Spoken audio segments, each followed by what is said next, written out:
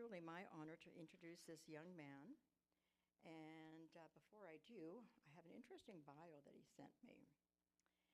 And this is A.J. says, since his earliest memories as a child, A.J. has been seeking the truths of this one universal life we share. Reading the teachings of Buddha when he was 10 years old out of his own volition brought him a profound beginning into the ideas of spirituality, attachment, satari, and suffering. A.J. brought these teachings and wisdom into everything he has done, from owning and operating businesses, becoming a certified money coach, managing festivals in Saudi Arabia, to developing the Transformation Guide Company, a personal development program that helps people navigate the inevitable transformations that's happening through life. His experience walking varied roads of life have brought people to describe him as a generalist. Although he would describe himself as a nobody going nowhere, his mission in this life is to build trust and integrity in the world everywhere he can. And then he goes to further say his true bio is, A.J. has done nothing. He isn't even A.J. So let's give a warm welcome to this young man who's going to be talking about Songs from the Cave, how broken trust and generalized Asian trauma brings lasting peace and happiness.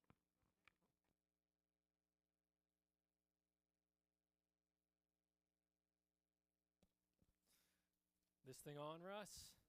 Yeah. Hey, hey. Good morning, everyone. Good morning. First things first, I'm going to hand out, Vera mentioned that everything is a reflection. So here are some mirrors. Each one has a message on there. And I hope it resonates. You're very welcome. Sure. I think we missed two at the back there. Thank you. That's okay. Read them, laugh, cry, take them home, leave them behind. It's all good. So my name's AJ, and I am here. I'm not exactly sure why, to be honest. I know I have something to say. I know that something has happened in my life, and that's, I guess, why. Right? I'm not ever totally sure what's going on because there's something beyond what we know, what we understand, what we think we understand. So that's the true reason I think that I'm here. And I'm really happy to be here. And I got to share my story. So where I started was with a family that's very dynamic. So I've got 11 siblings. So does anyone here have 11 siblings? Hey, hey, come on. You going to come up here? Okay. So very few people I know have this sort of, like I said, dynamic life from the beginning. And so that came from separation. And that's how the growth and the beauty and the vastness of my family came to be, was actually from something being destroyed. So it took me a while to understand that. I didn't realize that it even affected me, to be honest. I thought, oh, you know, I'm the middleist somewhere. There was a point when I was the youngest, and then that changed. And, you know, Mom had to have a sit down with me and tell me, it's okay, I still love you. You're still the youngest in my heart, even though there's a younger one coming. So that was comforting in a way. But these things I had to move through, right? And these took time, and these took all sorts of different strategies and systems and ways to get through that. So it came from a brokenness, which was fascinating now. Back then it was confusing, but now it's fascinating to see that from that broken part is where all of this kind of beauty shone through. So there's 6 half siblings married in on both, 3 on either side. My mother had children with 2 more people after she did with my father. So that's how we came to be this smorgasbord. And so all the way along, no matter whether it was my older siblings or my younger siblings, they would come to me and seek wisdom. They would come to ask me questions. I was the link to our family, right? I was connecting everyone. I was the one, if someone had a problem with someone else, they'd talk to me and we'd deal with it together. And I was the one sharing these messages. And I still don't totally understand where it comes from entirely or why me. And I really thought that everyone had this. I really believed that I go inside. I always have. I turn inside to find the answers. And I sit quietly, or I share what's inside with others, and that's what brings us the fulfillment that we're looking for. And I truly thought that everyone was that way. I really did believe that until, as we start to get older and mature and things, and we see people act in different ways and try different things and do different things, I realized, wait a sec, I think this is a gift. I think this is something that not everyone has. And people used to always say for me, and Cole, don't take offense, people say, AJ, why are you always hanging out with old people? No offense, right? And that is true. I was always attracted to this wisdom, to this understanding of life, to this intuitive thing that I still don't really know, but it's something that just draws me in and in and in. And this is where that connection from the destruction of my family came, the connection to all these others, and brought that intuition and that wisdom to the forefront. So I've done lots of different things, and one of the destructions that also came through my life was just a few years ago. So actually, no, it was last year. Feels like a few years ago. But basically, it was a large betrayal. So in about 2019, I traveled to Saudi Arabia with a friend of mine. We harnessed this friendship, and he was a businessman, and I'm a businessman, and we wanted to put on this Halloween event called the Horror Festival in Saudi Arabia. The first thing of its kind ever in that part of the world. Totally out of this world. They were shocked and appalled and also so excited, and we sold out every night. And I did over 1,000 interviews with people who didn't speak English. We hired 350 local staff. We shipped 11 sea containers of haunted houses across the world. We had 50 vendors from 12 different countries come out to the event and host. We had the government was there, the princes and the sheikhs, and everyone was coming to this event. And it was incredible. It was an incredible connection that I was able to create with this great friend of mine. So we come home, and we're building businesses together now. And I'm helping him acquire businesses. He has the capital, and I have the, sweat equity. I have the young man's limbs and mind, so I'm out there doing the work, right? And this brought us great fruition together, and we were growing, and the deal was that we grow together, right? 10 businesses in 10 years. That was our goal, and that, AJ will get you equity in these businesses. We'll work together. We'll build up this enterprise. So the next 15 years of my life were basically taken care of. I was very excited about what I was doing. I was fully invested on growing this. And so as time went on, things started to grow. And what happened was our friendship started to separate. Our business relationships started to separate. It was harder and harder to get a hold of my friend. It was harder and harder to reach him. It was harder and harder to find out, why am I even in this business? I'm being tucked away in the corner of one of these businesses and kind of being forgotten. And I bring it up, and then, okay, we have a conversation a week later, and then I bring it up, and then we have a conversation a month later, and then I bring it up, and then we have a conversation 5 months later. And so this thing starts to, now that I'm saying it up here, it starts to kind of break apart, just like my family early on. And so this thing started to happen. So I confront my friend, and I'm like, hey, I'm in this. Let's go. We want to work together. I'm fully invested. How can we make this work? I don't care if it takes 10 years to get equity, but as long as something's on paper, let's put it down. And can you guess what happened? He said no. Right? So the rug was pulled. Everything changed in that moment. My partner is pregnant with our first child, and I'm left with nothing through all this. And sure, there's lots of things I could have done to secure my future and paperwork and sign things and always get things signed. I understand the processes, but I trusted this person, right? and I was betrayed. And that was the first step to unveiling this cave that Vera talked about, the song from a cave. So that's the title of this talk. And so that was the first sort of revealing of this cave, the entrance to the cave. That super wacky, but you'll understand by the end. But that's what sort of started to reveal it. As time goes on, I'm working through the emotional pieces of this betrayal, and it's extremely challenging to go. I mean, we've all experienced it, right? Losing a friend, in a harsh way, or our emotions to making the better of us and we make a mistake, or we do something wrong in our minds or in the world and we feel broken. And so this took time to get through.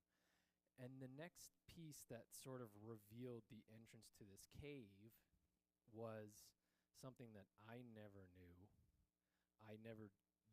had such a hold on me, or that could, but it was something much deeper and even beyond this lifetime that was happening, that really seemed so just wild and far-fetched, but at the same time it was the closest thing to my heart that I'd ever experienced, that I've ever known.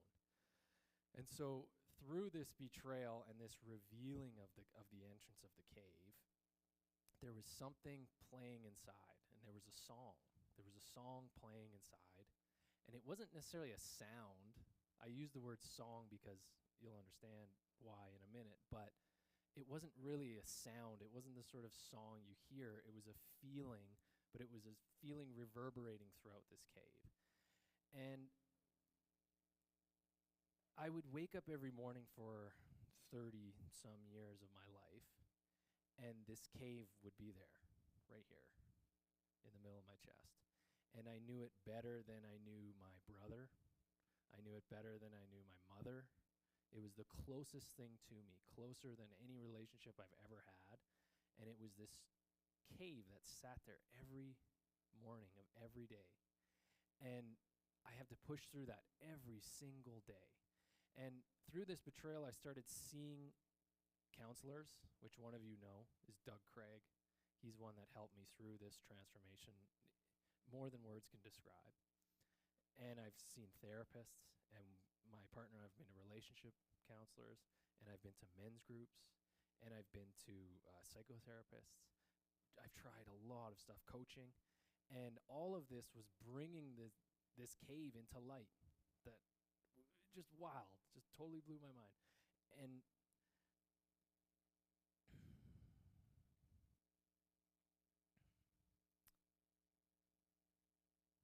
so all the time this song is playing inside, and I'm wondering, what is this? And I'm in this men's group, and I'm describing this cave, and like you, they're very open and accepting of anything. So I can talk about this cave with them. That makes no sense to anybody else in the real world. Right? So I'm opening up and I'm vulnerable, and someone says, well, okay, tell me about this cave. Like, is it like a cave you crawl into and then curl up in? Or is it like an ice cream scoop? Or does it have a tiny opening and then it's a big, big open cavern underneath? Like, what's it like? And I never thought of looking at it in any other way, but something clicked. And that song started playing again and again, and I realized what that song was Judja. So Judja is Polish for grandfather. So my grandfather was in the Holocaust in World War II, and he was captured. He was smuggling Jews through the Hungarian mountains to save them. He was Polish, not Jewish, but he was helping smuggle them through the Hungarian mountains, and he got caught. And so he was a political prisoner in the Holocaust. He was in Auschwitz. He was in Majdanek. He was in Flossenburg. I found all of his documents online. Not all, actually. The Auschwitz stuff was burned, but I found a lot of his documents online. And Judge's song was playing in this cave inside of my heart. And the reason it was a song was because Judge told one story of the Holocaust. He never talked about anything else. He told one story, and that story was he was in line for the gas chamber. there was the gas chamber lineup, and there was another lineup to be killed. And one was you get shot in the head, and one was you go to the gas chamber. And he was in the lineup to get shot in the head. And he was walking towards the very front of the line, and when he was about 2 people from the front of the line, one of the guards pulled him out of line and said, "No, no, no, you can't take him. I like the songs that he plays." And so he would play the harmonica. He had one hidden item, and it was a harmonica. And he would play the harmonica, and they would keep him for entertainment. So this song was playing around in my heart, and it kind of sounded like this. Ready, Russ? This is his harmonica, by the way.